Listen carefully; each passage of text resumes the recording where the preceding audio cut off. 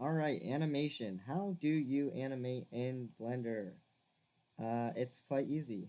So, first of all, you have to have a shape that you want to animate. Let's say you guys are going to have a bouncing ball animation, so I'm going to get rid of this and get a ball. Let's get a little ball. Oh, it's ball-like. Alright, so we've got our ball. Now how do we animate it? So let's say I'm going to animate this ball like going side to side. So first, I have it where I want it to start, and I make sure down here, as I dragged up, this is the timeline. And this is, where you put your keyframe. So keyframes is essentially where and how a ball is in a certain time. So at frame 1, I'll press I with the ball selected, and then I'll say location. So then that's essentially saying at frame 1, the ball is here. Then I can move it there. Actually, no. I have to move this timeline. So I have the ball set on frame 1. Then, let's say at frame 70, I move it. It's over here now. So then I press I, location. So, as you can see, if I go to frame 0 and press play between frame 1 and 70, it moves all the way there.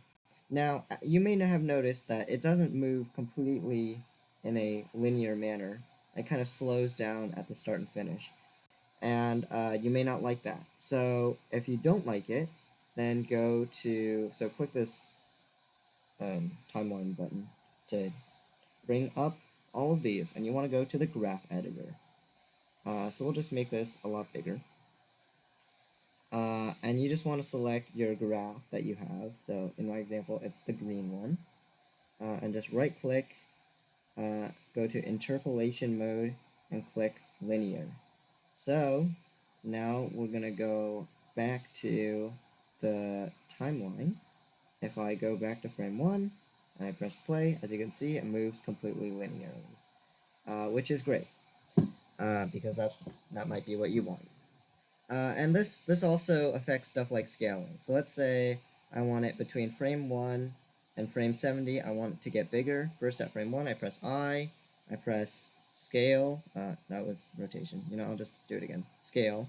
And then at frame 70, I want it to be bigger. So then I'll press I'll scale it. So I'll make it bigger, like that.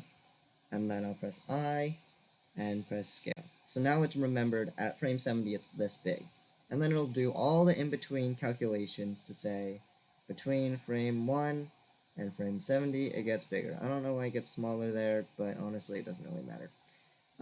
So there we go. It gets bigger. Oh, I guess I inversed it. Well, it doesn't matter. So using these tools, you can make a bouncing ball animation. It's quite easy. But let's say I just love my animation. It's perfect in every way. Well, how do I get it as an animation on my computer? So what you can do is, this is the camera, so click the little camera icon to go into it. Make sure it's framing your actual animation. In my case, it's kind of a crappy animation, so I don't really care. But what you can do is you can click camera and click this little arrow button to bring up the transformation settings on the camera. And I'll just, frame it up so it's more or less in frame the whole time. As you can see, whoa, so cool. And honestly, in my case, it doesn't really matter. So then we just have a light. I'll move the light around so it's, lighting the ball for the most part. I'll go to our shading mode, our rendering mode, just to see what it'll look like. Go back to the camera, press play from frame 1. Yeah, that looks perfect. This is exactly how I want my animation to be. Alright, so what do I do now? I go to my render properties, make sure those are all set properly, and then go to output, and this is where things get interesting. So I want to start on frame 1, end on frame 70 because that's the end of my animation. Click enter. And then I want to choose my output. So here I would click the file button, and then it just lets me choose a file where it ends up after I'm done rendering it.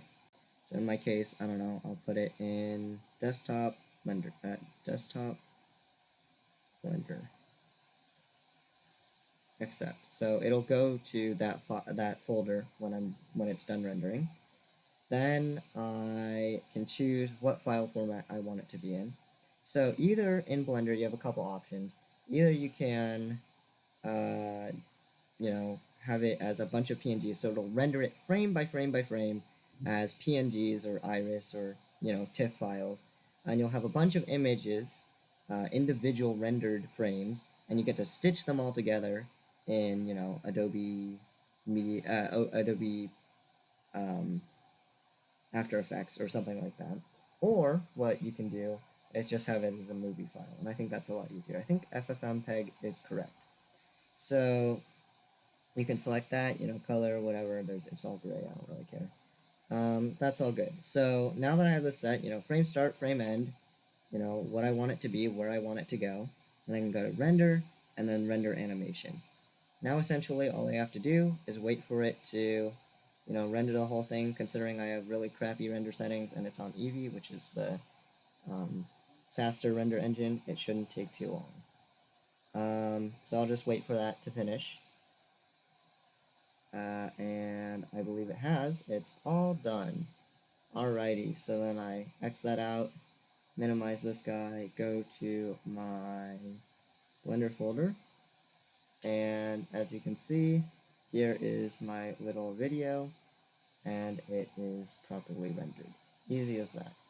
Well, have at it, have fun, good luck you guys.